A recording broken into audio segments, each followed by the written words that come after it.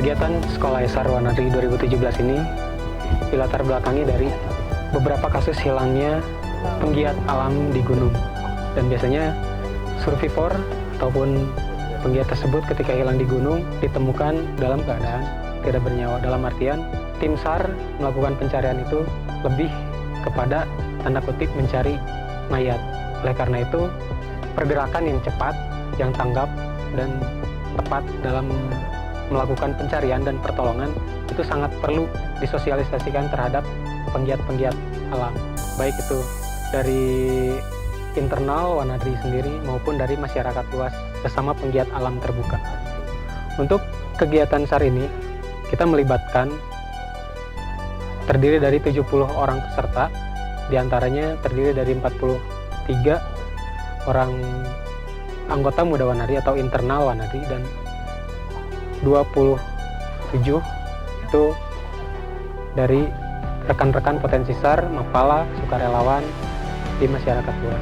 Sebelum masuk ke dalam pelaksanaan kegiatan Sekolah Esar 2017, para siswa melaksanakan tes-tes terlebih dahulu.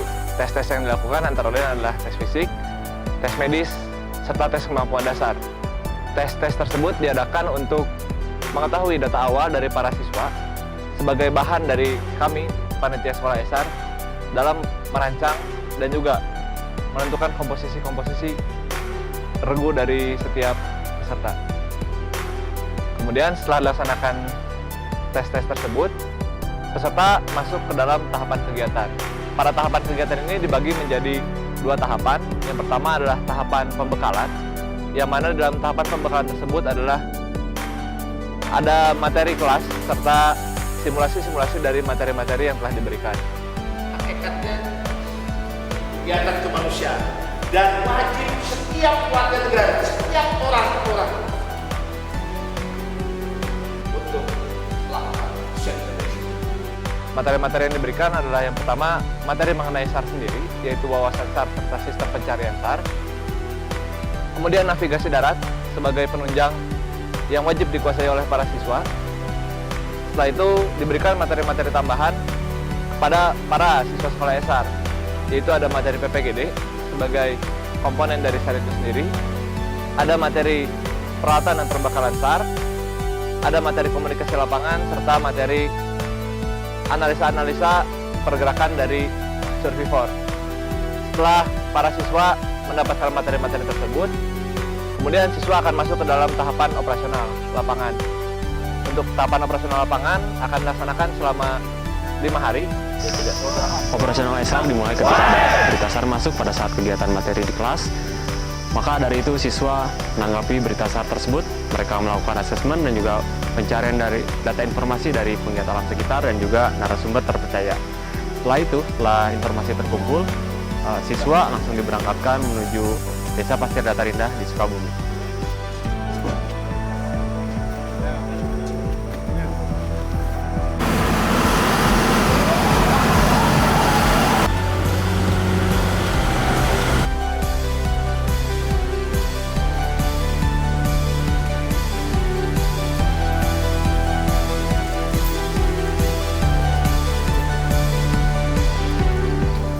Keesokan harinya, siswa mencari data informasi di penduduk sekitar, apakah melihat ciri-ciri survivor tersebut melintas di desa tersebut. Dan juga siswa membuat pusat informasi dan juga posko komunikasi, pos medis, dapur umum, dan juga papan informasi untuk menunjang kegiatan operasional di lapangan.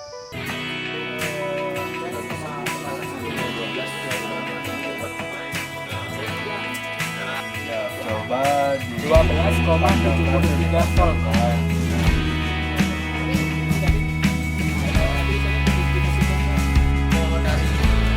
Jawa itu mereka tidak menemukan ceceran, tapi menemukan jejak ke arah hubungan yang mengarah ke PDI.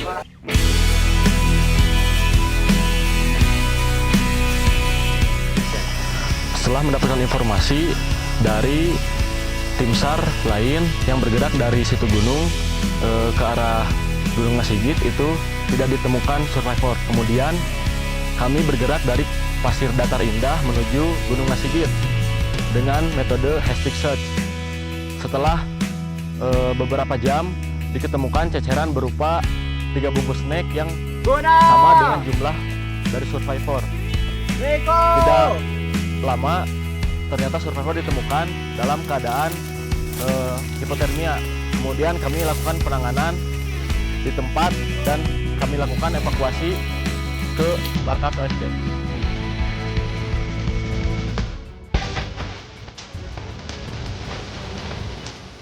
Nah, untuk di hari kedua kita dibagi 3 regu besar. Nah, kebetulan regu saya terdapat 6 SRU dan itu melakukan tipe pencarian tipe 2 open grid 5 kompas 5.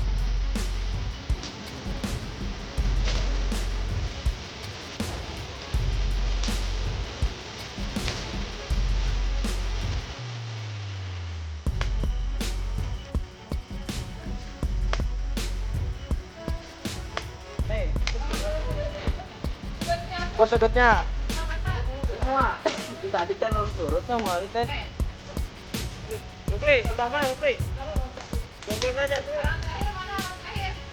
Setelah melakukan penyisiran, ternyata tim kami tidak menemukan ceceran apapun atau tanda-tanda lain. Dan karena waktu sudah sore, akhirnya tim kita ditarik mundur ke OSC. Setelah 2 hari pencarian, malamnya dan hari kedua tidak menemukan apa-apa, dalam hal ini nihil, maka di OSC kami memperketat dalam hal evaluasi. Nah, evaluasi pada malam hari membagi atas 3 tim besar. Nah, tim saya sendiri menjadi tim ketiga dan langsung melakukan pencarian pada esok harinya, tepatnya di daerah Tunjungan. Nah, dari Tunjungan tersebut kami melakukan pergerakan yaitu close grid dengan jarak yang lebih sempit lagi. Setelah itu melakukan pencarian tersebut, kami mendapatkan tanda-tanda yang sangat mencurigakan. Tanda-tanda tersebut yang mengantarkan kami menuju kepada titik korban atau titik survivor tersebut.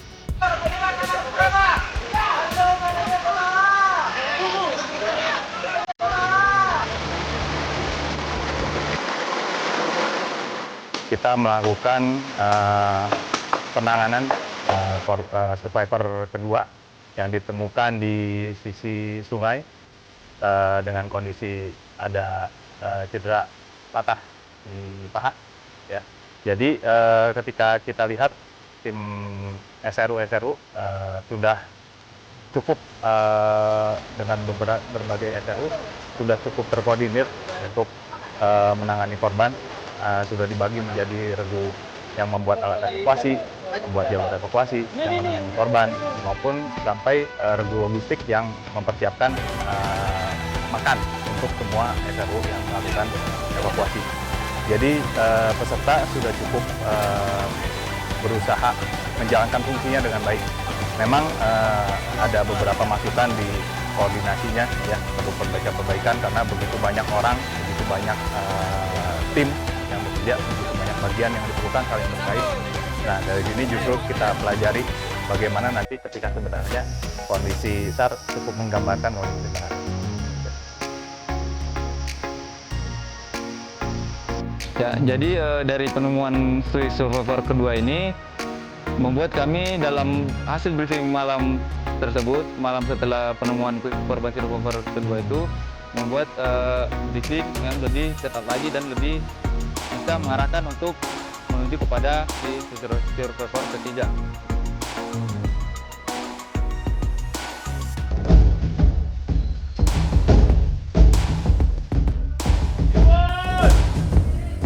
Tim kami langsung membuat pergerakan. Ada 2 jenis pergerakan hari ini. Yang pertama adalah jenis open grid 5 kompas 10, dan satu lagi dilakukan dengan teknik tracking mode. Kebetulan saya mendapat tugas untuk melakukan teknik tracking mode. Setelah tim bergerak sekitar kurang lebih 10 menit atau sekitar 100 meter dari lokasi penemuan tanda-tanda jejak survivor, kami menemukan pertama itu jaket survivor di jalan dan kami langsung melakukan penyisiran di area situ dan ternyata menemukan survivor sekitar kurang lebih 10 meter dari tempat penemuan jejak jaket tersebut. Dan setelah menemukan kami langsung melakukan penanganan terhadap korban dan kebetulan korban tidak sadarkan diri. Kui ke bagian bekom, terus ditemukan kondisi tidak sadar. Kotak PTKK-nya lengkap, tolong dikeluarkan segera. Kondisinya gimana? Bentar, jangan. Kendaraan banyak. Clear, RW-nya. Sekarang kita bagian batang tubuh, di bagian dada. Kita sisir. Tidak ada cedera. Panjang tubuh kok ini survivor. Bagian bawah itu tidak ada cedera. Patah-patahan bagian perut, badan kanan atas. Turun Sandu.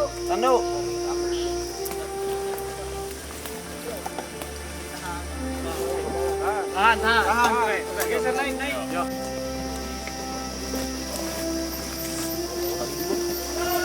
Ini bukan akhir dari latihan kalian, di mana kalian akan terus berlatih ke depannya, dan kalian akan dibenturkan pada masyarakat dan komposisi regu yang berbeda gitu. Di sana kalian aktualisasikan diri kalian dan telah mendapatkan materi-materi di sini.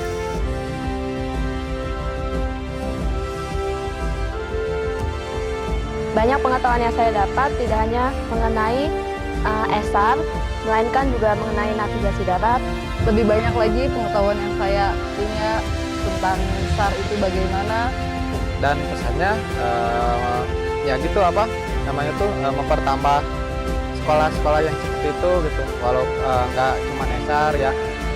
Jadi ya terbuka gitu lah untuk eksternal. Sekolah SAR Wanade 2017.